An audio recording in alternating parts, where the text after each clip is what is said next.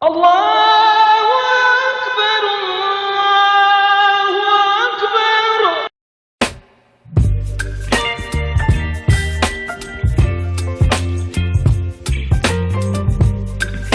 Apabila yang dihadapi atau orang yang ada di hadapannya adalah orang yang ahli ilmu, sekalipun itu kanak-kanak tapi dia ahli ilmu semisal, bagaimana supaya kita tidak ujub atau bangga diri atau sombong dengan orang yang ada di hadapan kita, yang mana orang di hadapan kita adalah orang yang ahli ilmu? Macam mana? Maka kita lekas berpikir, ya Allah, orang ini adalah orang yang ahli ilmu.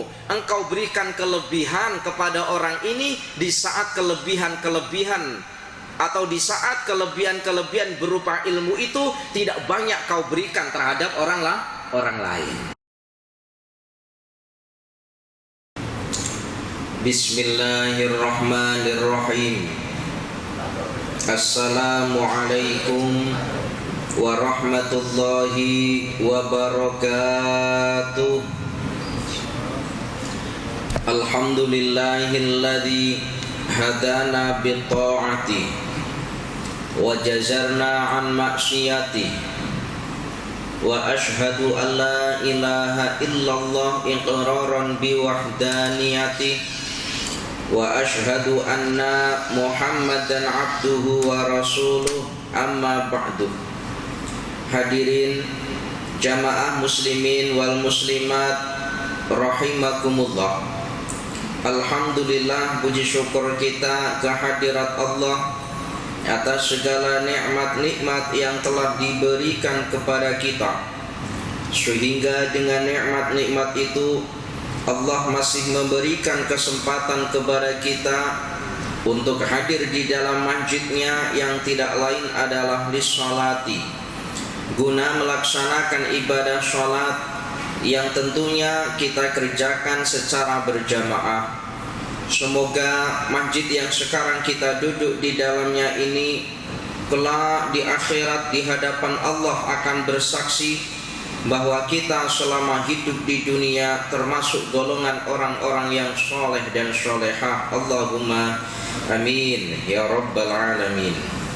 Para jamaah yang dirahmati oleh Allah, melanjutkan bahasan kita pada pertemuan minggu-minggu yang lalu, baginda Nabi Muhammadin sallallahu alaihi wasallam di dalam hadisnya menyampaikan salasun munjiyatun, ada 3 perkara yang mana 3 perkara ini menyelamatkan daripada azab. Yang pertama yang menyelamatkan daripada azab, fa khasyatullahi fisirri wal alaniyati, takut kita kepada Allah dalam keadaan sirri, sembunyi-sembunyi, ataupun takut kita kepada Allah dalam keadaan terang-terangan.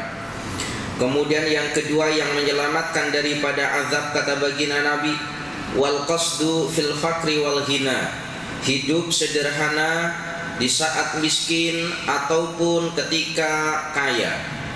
Kemudian yang ketiga yang menyelamatkan daripada azab, wal adlu fir ridha wal ghadabi, berlaku adil ketika hatinya dalam keadaan senang ataupun dalam keadaan marah. Kemudian baginda Nabi lanjutkan, wasalasun muhlikatun, ada 3 perkara yang mana 3 perkara ini merosakkan manusia. Apa saja 3 perkara yang merosakkan manusia? Yang pertama adalah fasyukhun syadidun, kata baginda Nabi, orang yang bakhil, yang teramat sangat, kedengkut, yang sangat-sangat kedengkut. Apa kemarin bahasanya? Kupik. Kupik. Nah ini orang yang kedengkut, yang teramat sangat. Kemudian yang kedua yang merosakkan manusia, wahawa matba'un, mengikuti hawa nafsu, atau boleh dibaca wahawa muttabi'un, mengikuti hawa nafsu. Kemudian yang ketiga, dan yang ketiga inilah yang kemarin tidak sempat kita bahas. Yang ketiga adalah wa'ijabul mar'i binafsihi, bangga atas kelebihan yang ada di dalam dirinya. Ini 3 perkara ini merosakkan manusia. Bukan hanya kita, bukan hanya orang lain yang rusak, dirinya sendiri rusak. Yang pertama apa tadi yang merosakkan manusia? Kedengkut yang teramat sangat.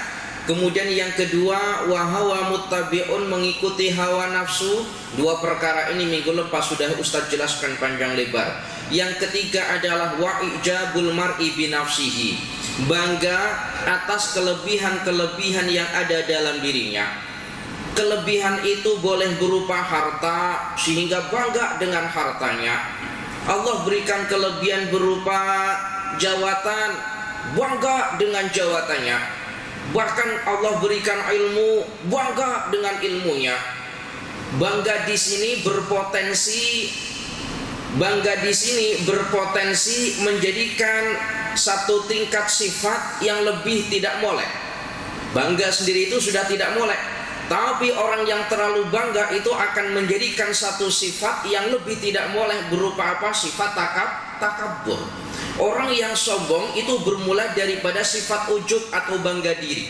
Bangga dengan hartanya, asal mulanya bangga, akhirnya mewariskan sifat sombong.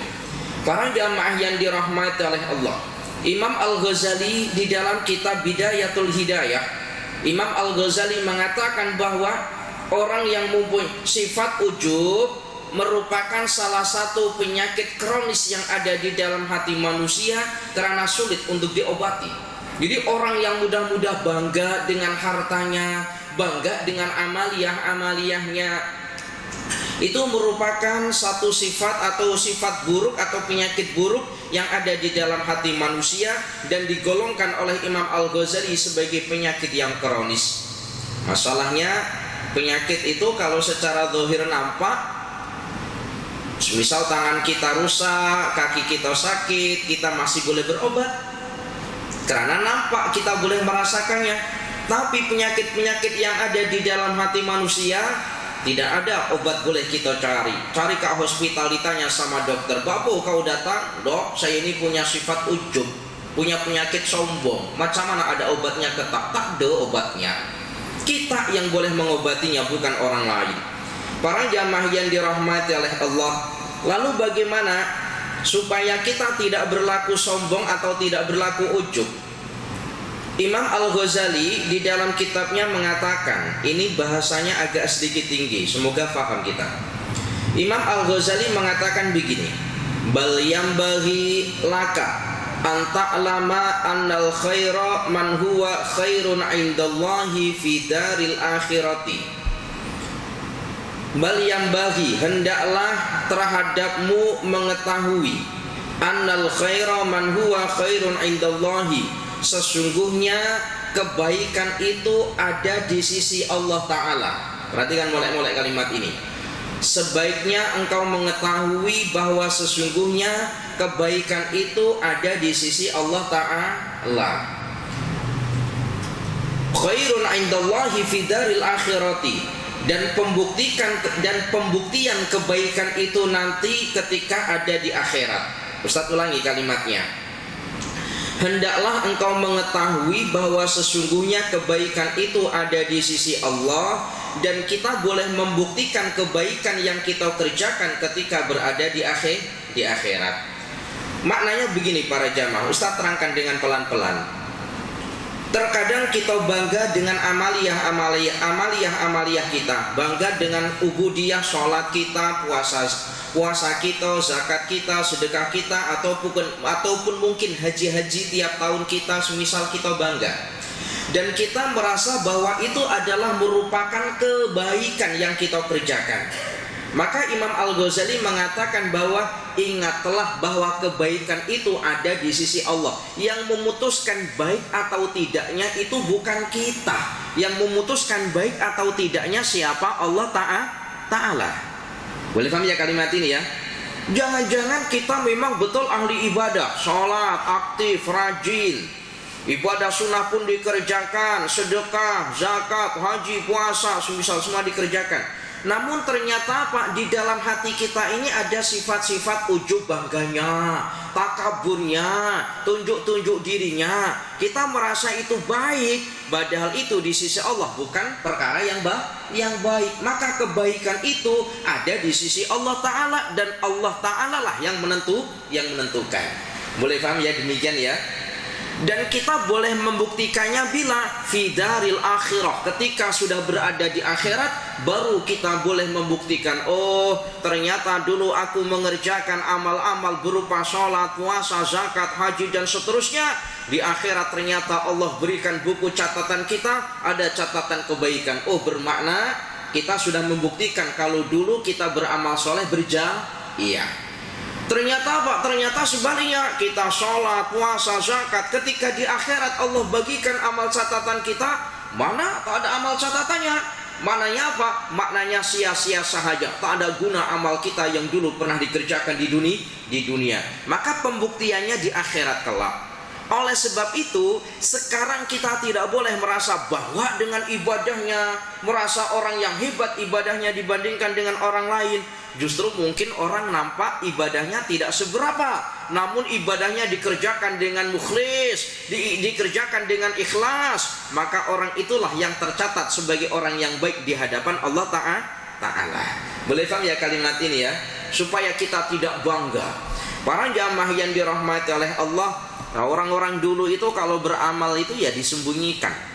Orang-orang dulu itu, orang-orang soleh itu kalau beramal itu ya disembunyikan. Kenapa disembunyikan? Ya takut apabila ditampakkan kemudian timbul sifat ujub, timbul sifat yang namanya takabur, sombong dengan ibadahnya, maka disembunyikan. Kalau sekarang kan tidak, malah diisytiharkan. Oh, tengok aku orang yang ahli ilmu, tengok aku orang yang ahli ibadah. Maka para jamaah yang dirahmati oleh Allah, boleh apa tidak sih Ustadz, kalau semisal kita ini ahli ilmu, semisal kita ini belajar bertahun-tahun dekat pondok lah, semisal kita orang yang faham agama, lalu kemudian kita mengisytiharkan diri, aku adalah orang yang faham agama, boleh apa tidak? Dalam perkara ini boleh kalau tujuannya supaya orang lain belajar kepada kita yang memang betul-betul pernah belajar ilmu agama. Kenapa? Begini para jamaah, kalau ada satu kampung yang kampung itu tidak pandai ilmu agama, lalu ada orang yang orang itu belajar bertahun-tahun, faham ilmu agama dekat kampung tersebut, lalu orang ini diam sahaja, tidak mengisytiharkan diri kalau dia adalah orang yang ahli ilmu, sehingga orang tak nak belajar karena tak ada orang yang mengajar, maka orang ini adalah orang yang bermaksiat di hadapan Allah. Kenapa? Karena maksiatnya orang yang ahli ilmu adalah kitmanul ilmi, menyembunyikan ilmu. Jadi maksiatnya orang yang ahli ilmu itu juga berpotensi maksiat. Apa? Kitmanul ilmi, menyembunyikan ilmu. Boleh memberikan nasihat tapi tak nak memberikan nasihat, maksiat orang ini. Para jamaah yang dirahmati oleh Allah, maka dulu saya pernah dipesan, kalau jamaah ada yang profesinya jadi ustadz atau jadi cikgu, saya dulu pernah dipesan oleh tok guru saya begini, ketika engkau mengajar jangan pernah punya niat untuk memintarkan.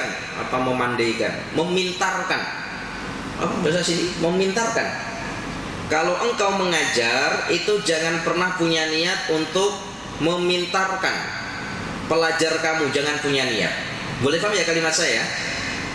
Kalau kamu mengajar ilmu itu jangan pernah punya niat untuk memintarkan. Apa bahasa memintarkan? Bahasa yang lainnya apa?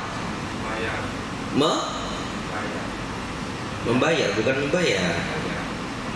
Memandaikan. Ketika engkau mengajar ilmu apapun itu, jangan pernah niat untuk memandaikan orang yang belajar di hadapanmu, jangan. Karena apabila demikian maka engkau termasuk orang yang sombong. Lalu apa? Niatnya apa? Niatnya untuk intisyarul ilmi, udah menyampaikan ilmu saja. Karena yang memandaikan atau tidak itu bukan kita, tapi Allah Ta'ala. Bagaimana dulu baginda Nabi Sallallahu Alaihi Wasallam, baginda Nabi, seorang Nabi pusatnya ilmu, menyampaikan ilmu dakwah, tapi juga banyak orang yang belum beriman. Alangkah sombongnya kita kalau punya niat saya nak memandaikan orang ini. Sombong itu namanya. Sudah niat kita mengajar saja yang mulai, pandai atau tidak ya Allah, itu urusanmu ya Allah. Maka dalam kaidah kita belajar itu ada istilah ana qari wa anta sami wallahu yahdi.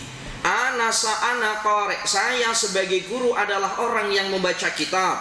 wa anta sami', dan kamu orang yang belajar adalah orang yang mendengarkan apa yang aku baca. Wallahu yahdi, dan Allah lah yang memberikan petunjuk. Nah, maka para jamaah yang dirahmati oleh Allah subhanallah tabarakallah.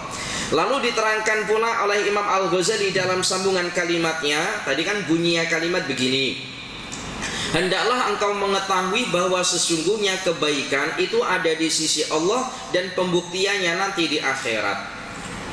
Wadzalika ghaibun, kebaikan itu perkara yang gaib, perkara yang tidak nampak. Karena kebaikan itu menurut Allah dan nanti pembuktiannya di akhirat, maka kebaikan itu tidak nampak. Maknanya apa? Kita tidak boleh mengatakan bahwa aku adalah orang yang baik karena telah melakukan kebaikan. Itu perkara yang gaib, perkara yang sama. Ini memang kalimatnya agak sedikit tinggi. Wadzalika ghaibun, dan kebaikan itu adalah perkara yang gaib, perkara yang sama. Kita tak boleh mengklaim diri kita adalah orang yang paling terbaik, itu tidak boleh. Wa huwa mauqufun 'alal khatimati, dan kebaikan-kebaikan itu akan berhenti ketika khatimah, ketika akhir hayat kelak kita. Jadi ketika kita mati, kebaikan itu hanya setakat itu saja. Ketika kita mati atau mengakhiri atau akhir daripada kehidupan kita, kebaikan-kebaikan itu ya hanya setakat ketika kita hidup, dan nanti pembuktiannya ketika di akhirat. Perkara-perkara yang gaib berupa kebaikan itu akan terbukti nanti ketika berada di fidaril akhirah. Para jamaah yang dirahmati oleh Allah, fa'tiqaduka fi nafsika annaka ghairun min ghairika jahlun mahdun. Adapun keyakinanmu terhadap dirimu bahwa dirimu itu lebih baik dibandingkan dengan orang lain, itu merupakan kebodohan yang murni, kata Imam Al-Ghazali. Wah, ini bahasanya tinggi. Keyakinanmu terhadap dirimu bahwa engkau adalah orang yang lebih baik dibandingkan dengan orang lain, maka ini merupakan kebodohan yang murni. Maksudnya bodoh yang murni itu apa ya? Yang memang betul-betul bodoh, macam itulah maknanya. Jadi kalau kita meyakini kalau kita ini lebih baik dibandingkan dengan orang lain, dengan ibadah kita, dengan amaliyah kita, kata Imam Al-Ghazali, maka orang ini adalah betul-betul orang bodoh. Begitulah maknanya. Kenapa? Sebab kebaikan itu hak mutlak Allah Ta'ala. Yang menentukan Allah, bukan kita. Para jamaah yang dirahmati oleh Allah, bal yambaghi alla tanzuru ila ahadin illa wa tara annahu khairun minka. Maka hendaklah engkau tidak melihat terhadap, bal yambaghi alla tanzuru ila ahadin illa tara wa annahu khairun minka. Maka hendaklah engkau tidak melihat orang lain kecuali orang lain itu lebih baik dibandingkan dengan engkau. Kenapa? Begini para jamaah, sedikit lagi, ini bahasanya juga agak tinggi. Ketika kita melihat orang lain, itu sepatutnya kita mengatakan bahwa orang yang ada di hadapan kita itu adalah orang yang lebih baik dibandingkan dengan kita. Kenapa? Kalau kita ini, satu lagi perhatikan, agak sulit bahasanya. Ketika kita melihat orang lain di hadapan kita, maka lihatlah bahwa orang itu lebih baik dibandingkan dengan kita dalam urusan ibadah tentunya. Kenapa? Dengan kita mengatakan bahwa ibadah kita tidak lebih baik dibandingkan dengan orang itu, maka kita akan terus memperbaiki kualiti ibadah kita. Contohnya begini, contohnya misal begini, saya ini ibadahnya tidak molek. Saya melihat ibadah saya ini tidak lebih molek dibandingkan dengan tuan-tuan. Maka ketika saya merasa bahwa ibadah saya ini tidak lebih molek dibandingkan dengan tuan-tuan, saya tidak lebih baik dibandingkan dengan tuan-tuan, maka saya akan terus berusaha memperbaiki kualiti ibadah supaya saya menjadi baik. Dan sebaliknya, ketika kita mengatakan bahwa aku adalah orang yang lebih baik dibandingkan dengan orang yang ada di hadapan saya, maka ibadah kita hanya setakat itu, tidak diperbaiki karena sudah merasa lebih hebat. Boleh paham ya kalimat saya ya? Pokoknya itulah, paham gak paham.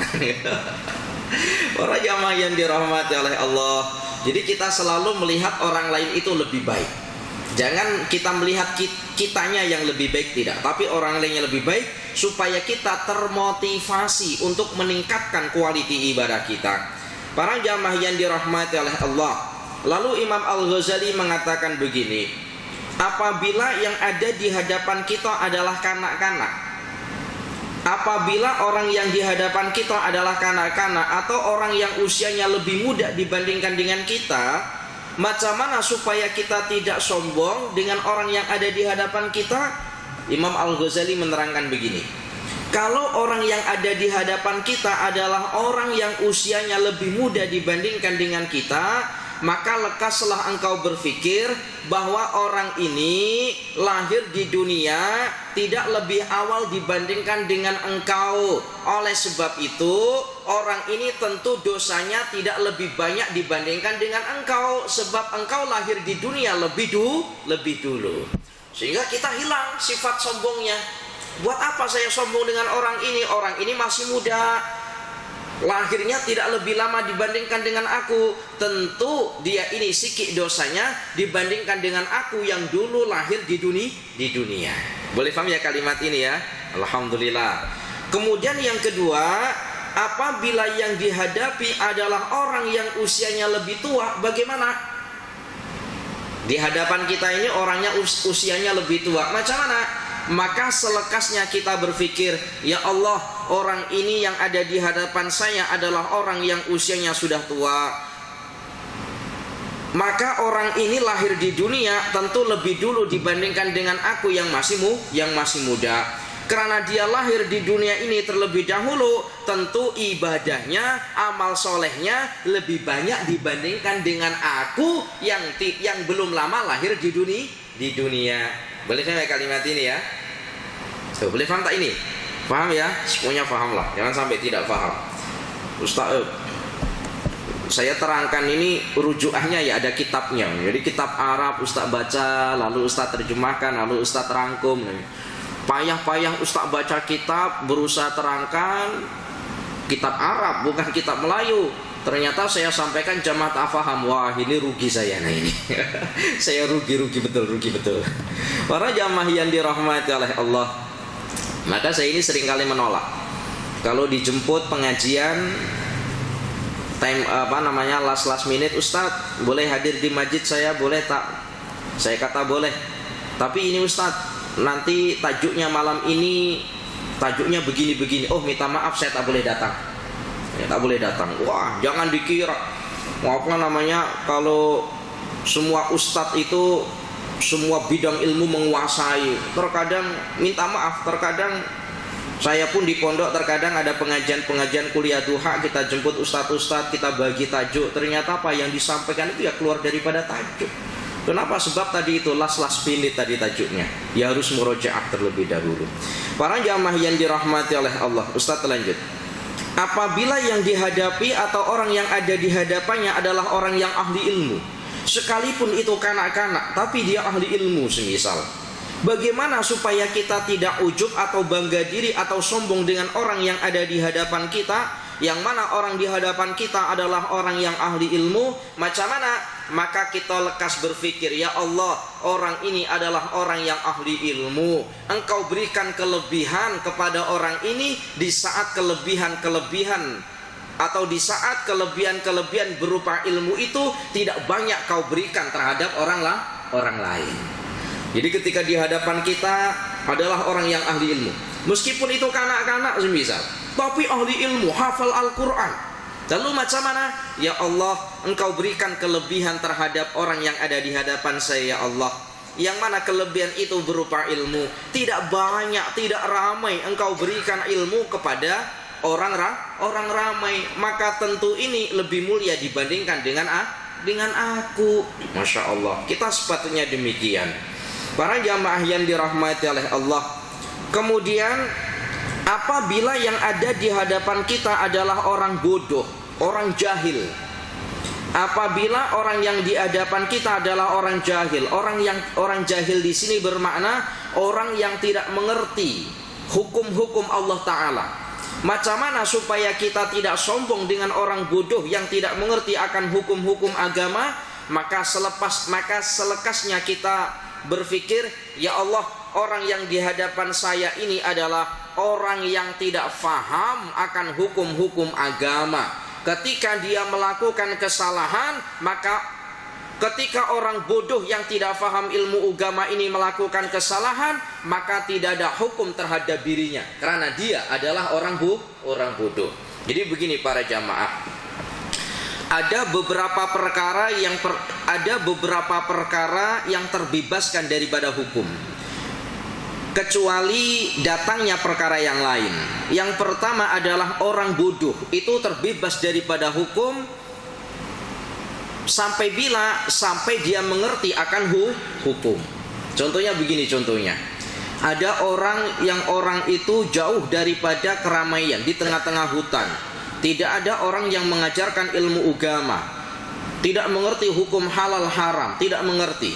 Lalu orang ini makan benda-benda yang di dalam agama itu diharamkan. Umpama makan apa?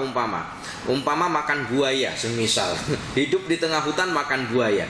Tapi orang ini memang tidak mengerti akan hukum halal haram. Maka baginya itu terlepas daripada hukum selagi dia belum mengerti akan hukum kalau itu hukumnya haram. Boleh paham ya ini ya? Boleh paham. Kemudian yang kedua, orang yang terlepas daripada hukum itu adalah orang yang tidur. Orang yang tidur itu tidak ada hukum selagi dia tidak bangun. Selagi dia belum bangun. Contohnya macam mana? Ada orang meninggalkan sholat, itu kan perkara yang haram. Mananya ya maksiat besar itu meninggalkan sholat. Tapi kalau ada orang tidur, umpama selepas maghrib dia tidur, kemudian tidak ada yang membangunkan, bangun-bangun, ternyata apa? Ternyata sudah pukul 6, sudah waktu subuh. Dia belum sholat isya, maka baginya tidak ada hukum. Faham ya ini ya? Lalu bagaimana Ustadz kalau tidurnya adalah selepas waktu sholat isya? Sholat isya azan, dia punya waktu untuk sholat isya, tapi dalam hatinya nantilah tidur dulu, masih panjang sholat isya. Ternyata apa? Bangunnya subuh. Maka orang itu termasuk orang yang tarikus sholat, orang yang meninggalkan sholat. Lebih-lebih lagi, dia tahu kalau semisal dia tidur pukul 1 belum sholat isya, pasti dia tidak akan bangun untuk melaksanakan sholat isya sebelum daripada subuh, atau bangunnya itu pasti subuh. Ternyata dia tetap tidur, maka justru orang ini niat untuk bermaksiat. Ini hati-hati sekali. Para jamaah yang dirahmati oleh Allah. Yang kedua, yang ketiga, orang yang terbebas daripada hukum itu siapa? Orang gila sehingga dia sehat. Orang gila itu terbebas daripada hukum. Jadi jangan dimarah kalau hari Jumat ada orang gila jalan di tepi jalan, tidak sholat Jumat, atau selain daripada sholat Jumat lah, semisal tidak sholat, bermain-main di tepi jalan, maka ya jangan dimarah. Karena mereka terbebas daripada hukum. Kalau kita marah, maka kita sama halnya dengan orang gila. Nah ini. Marahnya orang sehat kepada orang gila itu sama-sama gila. Nah ini. Yang ketiga, berapa tadi? 1, 2, 3. Betul ya 3. Yang keempat, orang yang terbebas daripada hukum itu siapa? Yang keempat yang terbebas daripada hukum adalah kanak-kanak sehingga dia balik. Jadi kanak-kanak itu terbebas daripada hukum.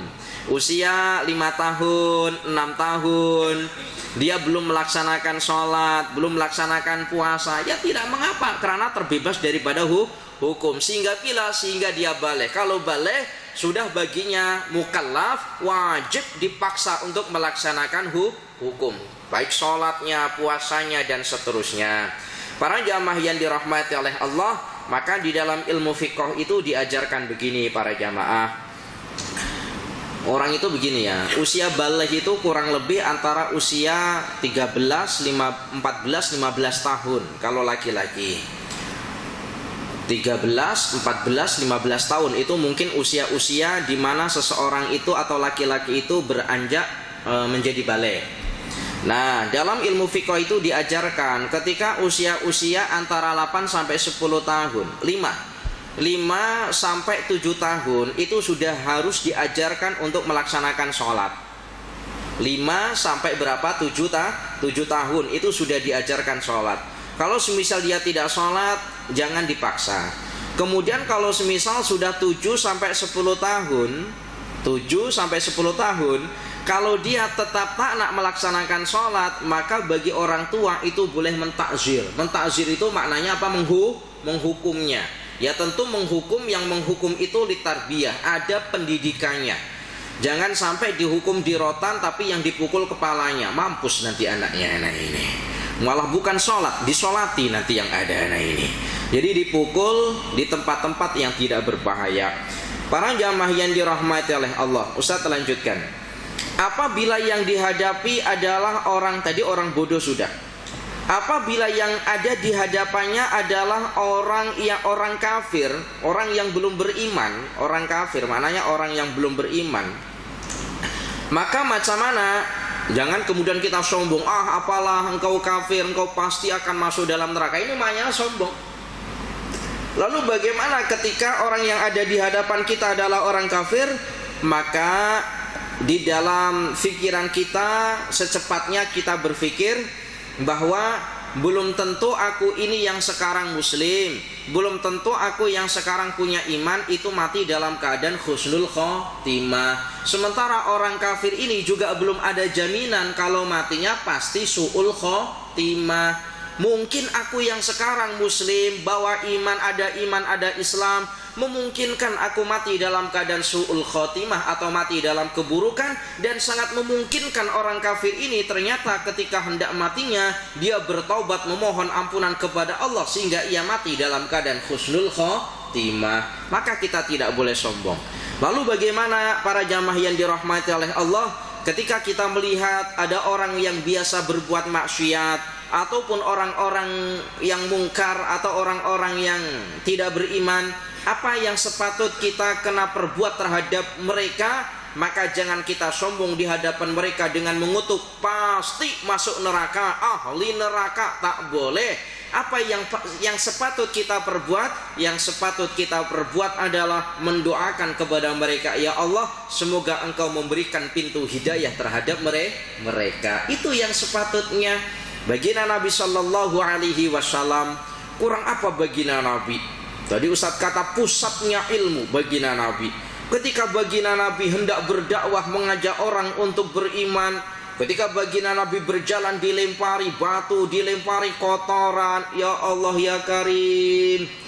Apakah kemudian baginda Nabi marah kemudian mengutuk orang yang menyakiti baginda Nabi? Jawabnya tidak. Bahkan pernah malaikat Jibril itu tidak tega.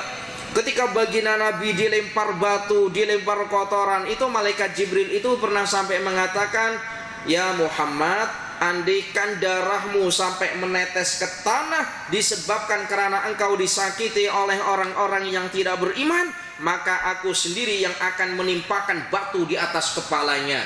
Aku akan angkat bebatuan yang ada di pegunungan dan aku akan timpakan di atas kepalanya. Itu kata malaikat Jibril di hadapan baginda Nabi. Sehingga apa? Ketika baginda Nabi dilempar batu sampai berdarah, baginda Nabi darahnya itu terus langsung disapukan di seluruh tubuhnya. Ditanya oleh sahabat, wahai baginda Nabi, kenapa engkau berbuat demikian? Apa jawab baginda Nabi? Sebab aku takut apabila darahku menetes. Pernah malaikat Jibril mengatakan, malaikat Jibril sendiri yang akan menimpakan batu di atas kepalanya. Aku tidak ridho. Aku berikan kesempatan kepada mereka supaya Allah memberikan hidayah. Ya Allah, kalau kita kira-kira macam mana? Dilempar batu kecil saja kita jalan, dilempar batu kena kepala kita tak sakit pun. Kira-kira kita macam mana? Ya Allah, semoga Kau ampuni orang yang menzalimi saya, ya Allah. Kira-kira doa demikian? Rasanya tak, Ustaz. Lalu orang lempar batu sekecil ini, kita cari batu sebesar kepala, kita lempar ke mukanya. Oh, ini kita jauh, ya Allah ya Karim. Para jamaah yang dirahmati oleh Allah. Kemudian selanjutnya, salasun, kata baginda Nabi Sallallahu Alaihi Wasallam, salasun darajatun. Ada 3 perkara, yang 3 perkara ini boleh menambah derajat kita di akhirat. Boleh menambah derajat kita di akhirat. Apa sahaja 3 perkara yang boleh menambah derajat kita di akhirat?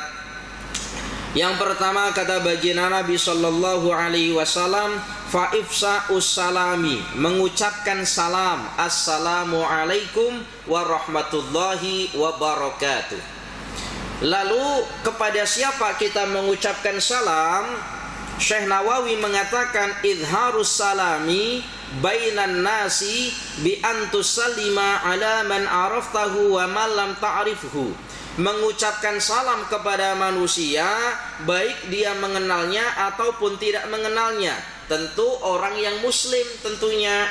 Jadi mengucapkan salam kepada orang muslim baik dia mengenalnya ataupun tidak mengenalnya. Lalu kalimat salam yang lengkap itu macam mana?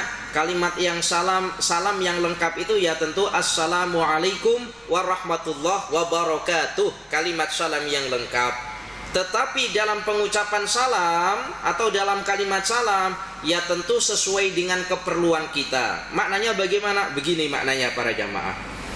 Kita bawa motor, lalu jumpa dengan kawan sama-sama bawa motor, meskipun tak laju. Lalu kita nak mengucapkan salam, ya salamnya jangan salam yang sempurna.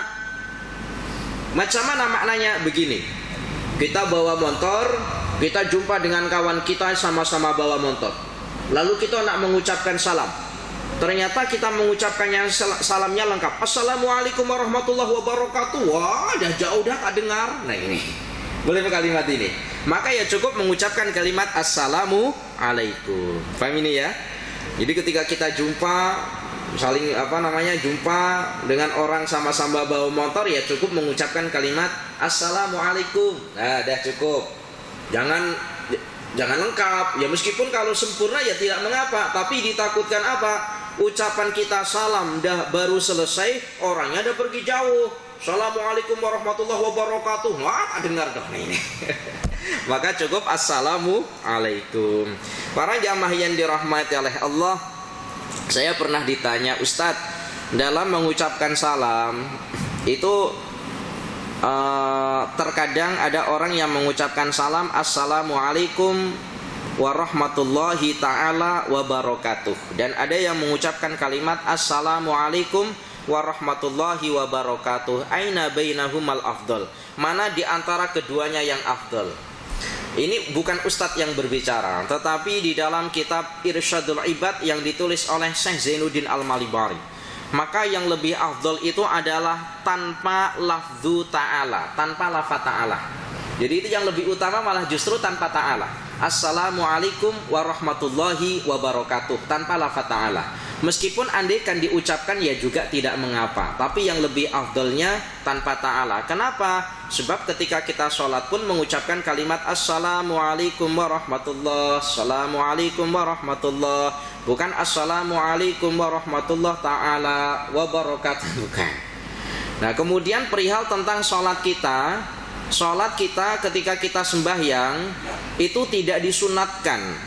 Maknanya tidak disunatkan ini ya tidak disunatkan untuk mengucapkan kalimat salam dengan sempurna. Ketika kita salam sholat assalamualaikum warahmatullah, itu tidak disunatkan untuk disempurnakan assalamualaikum warahmatullahi wabarakatuh, itu tidak.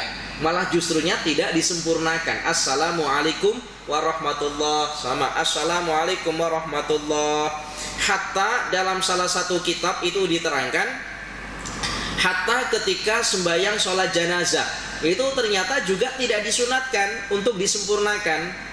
Namun di dalam, jadi ketika sembahyang sholat jenazah assalamualaikum warahmatullah, itu tidak disunatkan wabarakatuh. Tetapi dalam kitab yang lain itu justru diterangkan disunatkan untuk menyempurnakan wabarakatuh. Alasannya apa? Supaya membedakan antara sembahyang wajib dengan sembahyang jenazah tadi itu. Sembahyang jenazah itu kan sholat yang sholat sunnah yang tidak umpama sholat sunnah-sunnah yang lain.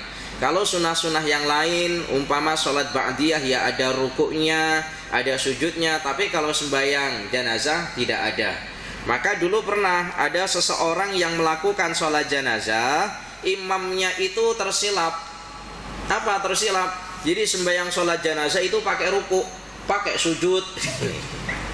Jadi ada imam, yang imam itu sembahyang sholat jenazah itu pakai rukuk, pakai sujud.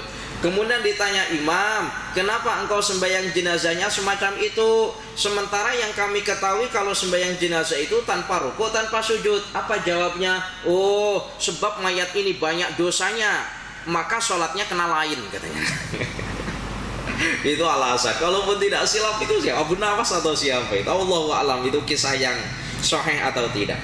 Para jamaah yang dirahmati oleh Allah, kemudian mengucapkan salam tadi hukumnya sunnah, baik kepada orang yang dia kenal ataupun tidak dikenal. Lalu bagaimana hukum mengucapkan salam laki-laki kepada perempuan atau sebaliknya perempuan kepada laki-laki? Apa hukum mengucapkan salam kepada mereka? Maka para jamaah yang dirahmati oleh Allah, hukum mengucapkan salam tadi hukumnya apa asalnya? Sunnah. Hukum mengucapkan, tetapi hukum menjawab salam hukumnya wajib.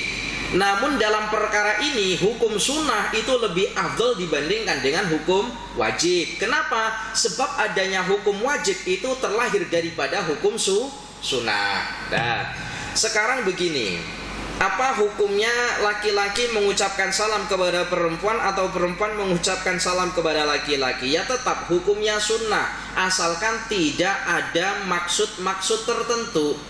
Kalau ada maksud-maksud tertentu macam mana? Nah ini yang menghilangkan kesunahan. Menghilangkan kesunahan kan ada ya, laki-laki atau perempuan mengucapkan salam tapi ada maksud-maksud tertentu. Assalamualaikum warahmatullahi, itu adalah sebuah kalimat mendoakan semoga keselamatan teruntukmu. Kemudian dijawab waalaikumsalam dan semoga keselamatan juga teruntukmu. Tapi kalau ada maksud-maksud tertentu yang umpama mengarah kepada perkara maksiat, maka justru hukumnya tidak disunatkan, makruh menjawabnya. Laki-laki mengucapkan salam kepada perempuan, tapi diindikasi itu adalah mengarah kepada kemaksiatan. Apa ya? Nak coba-coba dekat gitu loh, nak coba-coba dekat tapi apa ya bahasanya ya, mencoba mendekati perempuan dengan mengucapkan kalimat salam. Nah itulah, indikasi ada kemaksiatan. Maka menjawabnya justru hukumnya makruh. Kalaupun semisal perempuan itu nak menjawab salamnya laki-laki karena ada indikasi yang demikian, maka macam mana? Maka boleh menjawabnya dengan agak sedikit kasar. Apa kasar itu? Agak sedikit. Jadi contohnya begini para jamaah, perhatikan ini mulai-mulai. Mana contohnya itu ya? Perhatikan mulai-mulai. Ada laki-laki, kemudian ada perempuan. Laki-laki ini tidak mengenal perempuan ini, perempuan ini juga tidak mengenal laki-laki ini. Kemudian di tengah-tengah jalan, di tempat yang sepi semisal, lalu tiba-tiba laki-laki ini mengucapkan Assalamualaikum semisal. Maka bagaimana perempuan ini kena menjawabnya? Maka jawab saja kalau semisal nak jawab, tapi jawabnya dengan nada yang nada itu kuat. Waalaikumsalam. Kalau demikian ini akan menyelamatkan dia daripada fitnah. Kenapa? Nanti kalau jumpa lagi, maka laki-laki ini pasti tidak akan mengucapkan salam. Apa? Perempuan ini ganas betul, garang betul. Terhindar daripada fitnah. Tapi beda lagi. Kalau semisal perempuan ini justru melayan dengan suara lembutnya, laki-laki mengucapkan Assalamualaikum, dijawablah sama perempuan ini Waalaikumsalam dengan senyuman yang manisnya. Nanti kalau jumpa pasti akan mengucapkan salam lagi. Nah, ini berarti ada indikasi sesuatu perkara yang tidak betul. Paham ya ini ya? Nah ini, maka ya kena hati-hati. Tapi sekarang pertanyaannya, kalau perempuan yang mengucapkan salam kepada laki-laki kira-kira macam mana? Jawab saja Ustadz, kesempatan kan kayak gitu. Jawab saja kesempatan. Wah, laki-laki. Para jamaah yang dirahmati oleh Allah. Para jamaah yang dirahmati oleh Allah, meskipun mengucapkan salam itu hukumnya sunnah, namun ada beberapa perkara mengucapkan salam itu hukumnya makruh. Makruh mengucapkan salam. Yang pertama, hukum makruh mengucapkan salam ini diterangkan oleh Imam An-Nawawi di dalam kitab Al-Adhkar. Fa min dzalika idza kana al-muslimu 'alaihi mustahilan bil bauli awil jima'i aw nahwihima fayukrahu ayyusallima 'alaihi. Termasuk perkara yang makruh apabila ada seorang muslim yang tengah sibuk. Sibuk berupa apa? Sibuk berupa kencing, buang air. Atau kemudian ada orang muslim itu tengah melakukan ada orang muslim tersebut tengah melakukan berupa berkumpul dengan istrinya, maka mengucapkan salam kepada mereka itu hukumnya makruh. Jadi tengok ada orang muslim tengah kencing semisal, lalu kita ucapkan assalamualaikum, nah itu hukumnya makruh. Atau ketika orang itu tengah melakukan perbuatan senggama atau berkumpul dengan istrinya, senggama, bahasa sini apa? Senggama ya, senggama, maka hukumnya juga makruh. Tapi Ustadz, masa kita tengok dulu dia tengah buat apa? Tengah buat senggama? Tidak. Maknanya macam mana? Oh, ini adalah time pukul 1, pukul 2 di mana banyak orang tengah melakukan tidur. Maka tak payah kita bertetamu kepada orang dengan ketuk-ketuk pintu dengan mengucapkan kalimat salam. Tak payah, tak ada adab itu namanya. Paham ini ya? Tak ada adab.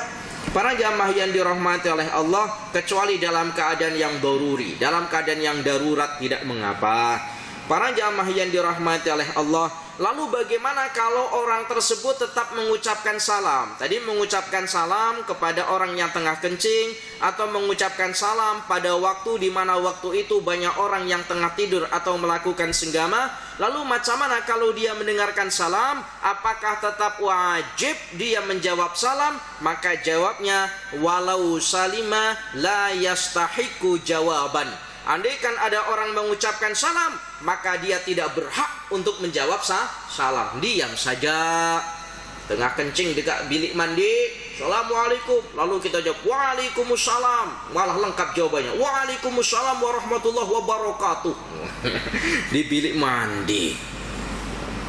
Ini di bilik mandi jawab salam, mananya ya zikir karena mengucapkan lafzul jalalah berupa lafaz Allah, waalaikumsalam warahmatullahi, nah ada lafzul jalalah. Tapi kalau bukan di tempat bilik mandi malah justru tidak pernah berzikir. Nah ini. Kemudian hukum makruh mengucapkan salam yang kedua. Sekali lagi. Kemudian hukum makruh mengucapkan salam yang kedua adalah wa min dzalika man kana naiman au naisyan. Ketika orang tengah dalam keadaan tidur atau orang dalam keadaan mengantuk. Jadi ketika ada orang tidur kemudian kita ucapkan assalamualaikum bermaksud nak bangunkan, itu tak payah. Ini makruh hukumnya, biarkan dia tidur. Kemudian atau orang tengah dalam keadaan mengantuk, semisal kita tahu orang itu ngantuk, ya sudahlah kita biarkan. Dia tengah menikmati kenikmatannya, yaitu berupa tidurnya. Tak perlu kita bangunkan dengan mengucapkan salam. Kemudian yang ketiga, secara singkat, termasuk hukum makruh mengucapkan salam wa min dzalika man kana musalliyan au mu'dzinan fi hali adzanihi au iqamati sholati. Termasuk hukum makruh mengucapkan salam adalah kepada orang yang tengah melakukan sholat. Ada orang sholat, kita ucapkan assalamualaikum. Nah ini tak boleh, makruh. Kemudian ketika yang kedua adalah ketika orang tengah melakukan azan. Jadi azan di masjid, lalu datang orang assalamualaikum. Nah ini hukumnya makruh, dah tak perlu dijawab. Kemudian yang keempat, makruh mengucapkan salam adalah kepada orang yang orang itu tengah berada di bilik mandi. Tadi kan kencing, sekarang orang berada di bilik mandi. Kalau orang di bilik mandi, apakah harus kencing? Tidak. Mungkin dia tengah bersih-bersih bilik mandi dan seterusnya. Maka hukumnya makruh mengucapkan salam orang yang ada dalam bilik mandi. Kenapa? Sebab bilik mandi itu identik dengan perkara-perkara yang kotor. Sementara kalimat salam di situ adalah kalimat yang mulia. Kemudian yang keenam, hukum makruh mengucapkan salam adalah di saat khatib tengah berkhutbah. Ketika hari Jumat, sang khatib tengah berkhutbah. Kemudian ada orang datang kepada kita dengan mengucapkan kalimat assalamualaikum. Nah, ini hukumnya makruh. Kenapa? Sebab hukum menjawab salam itu tidak lebih afdol dalam perkara ini dibandingkan dengan mendengarkan khutbahnya khatib. Bolehnya kalimat ini ya. Ya, jadi kalau ada orang mengucapkan assalamualaikum semisal di saat khatib, kan terkadang ada ya orang sholat ketika khatib tengah berkhutbah, lalu ada soft yang kosong, lalu tiba-tiba ada datang orang, lalu duduk, lalu bersalaman dengan kita mengucap assalamualaikum. Nah, ada yang demikian. Macam mana baiknya? Tak perlu kita jawab, sebab keutamaannya mendengarkan khutbah itu lebih utama dibandingkan dengan menjawab salam. Para jamaah yang dirahmati oleh Allah, cukup insyaallah kita lanjutkan pada minggu hadapan. Yang kedua yang boleh menaikkan derajat kita di akhirat apa? Tadi yang pertama adalah wa ifsa'us salami, kata baginda Nabi, mengucapkan salam kepada orang muslim baik yang kita kenal ataupun tidak kita kenal. Yang kedua dan yang ketiga apa? Insyaallah Ustaz sampaikan pada minggu hadapan. Al-afu minkum, mohon maaf apabila ada kesalahan. Ihdinas siratal mustaqim. Assalamualaikum warahmatullahi wabarakatuh.